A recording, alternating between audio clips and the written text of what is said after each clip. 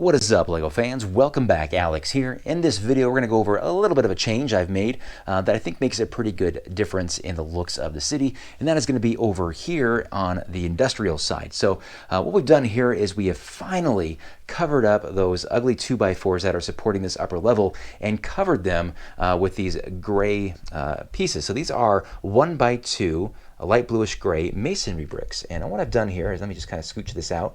You can kind of see how this is all put together.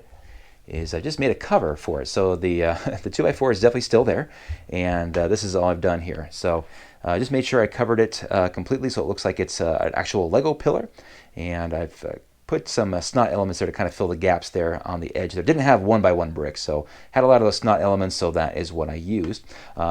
It's pretty cool here. Let me show you, demonstrate how this all works and how snug this is. So here's our demonstration 2x4, and we're gonna have this thing hug it, and look how good that is. Look how nice and snug that is. It's as if it was meant to be built around these wooden 2x4s. Not bad, right? Pretty cool. Oops, almost dropped it there. I'm working with one hand here. There we go.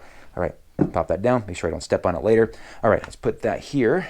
Put that back in here. Now, as I'm putting this back, I want to make mention these masonry bricks, any masonry brick basically, is really hard to come by here in the States. I've noticed that you guys over there on the other side of the pond seem to have a never-ending supply of these. And so I reached out. I have a friend out there in the UK, and he was nice enough to send me a big fat package full of these masonry bricks. So I just want to say again, thanks. I'm finally putting them to good use here. In fact, here is your minifig, Chris. Thank you very much again for that. I probably used about half of them in this project, so I got to be careful not to use too many of them because there's other projects I want to use them for. But anyway, here is the other one. I made a little bit of a change on this one. It's a little bit of an angled element there to accommodate the change with that other piece of wood. And then this one here is a little bit different because I needed to have a lot of extra brick to cover the 2x4. So what I ended up doing is just making it all out of Lego. So there's no wood right here. The whole support is actually Lego all the way around. So that was just the easiest way to go. In fact, I think there are fewer masonry bricks used in that one than there are in these other two. Interesting, right? And I do have some guys scaling the side here. I don't know if that's permitted or legal, but he's doing it. We'll see what happens to him. Now, I also want to mention that after I finished these three pillars, I thought, oh my goodness, these look so good. I want to keep going and cover other wooden supports. So there's that one right there. There's those two right there. And then, of course, when people look under here to look at the trains, they see more, right? And I thought, oh, that'd be so cool if I had enough of these bricks to cover those up, but I just don't. And I thought, you know what? I think a good way to go here is to just get some spray paint and paint them and then swap them back in. And you guys have actually suggested that before, so definitely awesome suggestion, and I think I'm going to do that. So I'm going to go to the hardware store, pick up some gray paint.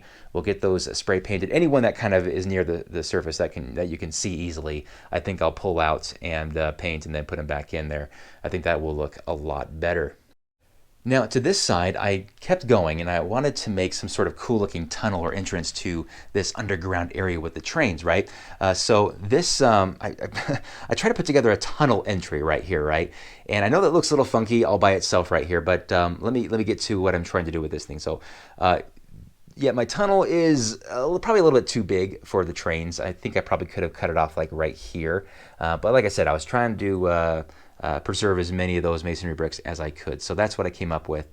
And this brick right here, or this 2x4, I actually will move now that I have this helping to support it, but it's screwed into the top right here, so I'll have to undo that. So that is going to be removed. So this, it looks okay, but I gotta say, I feel like there should be something here, like covering this completely up, like a wall or something.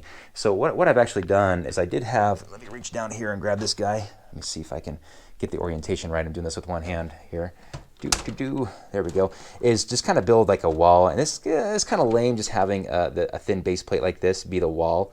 But I'm gonna hold it up so it doesn't fall because I don't have two hands to push that stud in right there, unless I break something. Oh, maybe. Nope, it's not gonna work.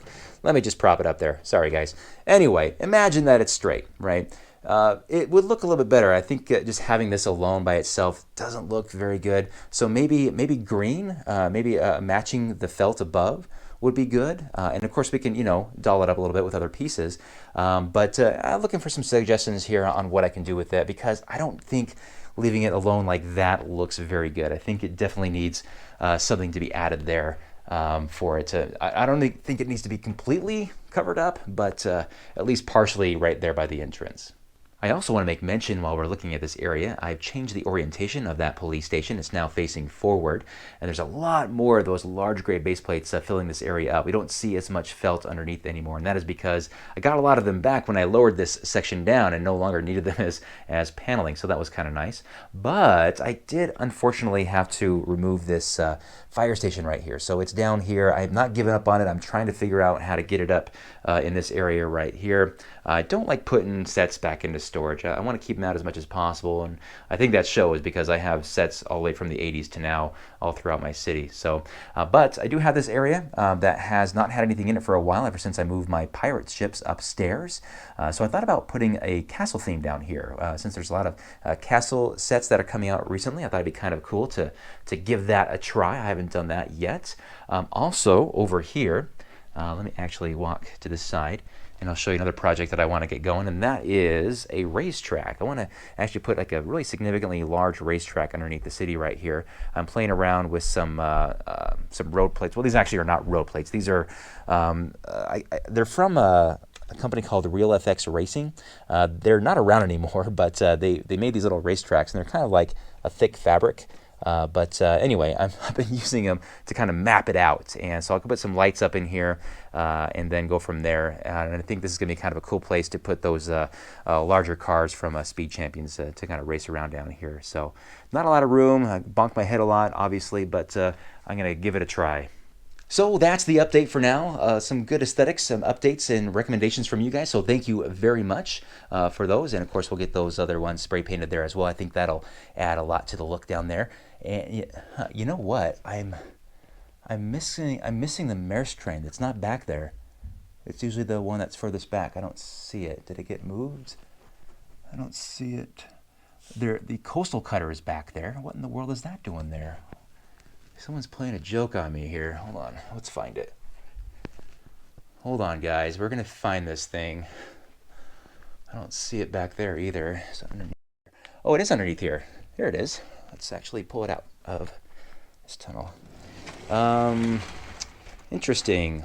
Why did I get over here? Oh, you know what? I know why. Josh was doing a Lego City Incidents video, and he was doing a train crash over here. So he did not put the train back. Gotta have a talk with that kid. Yeah, his channel, his little YouTube channel features the more violent side of Mindyapolis. So if you do check out his channel, I will say viewer discretion is advised. How about that, right? Anyway, if you are interested, I'll put a link to his channel below if you guys want to check it out. Anyway, that's it for now. Yeah, thank you so much for watching, and we'll see you next time. Bye-bye.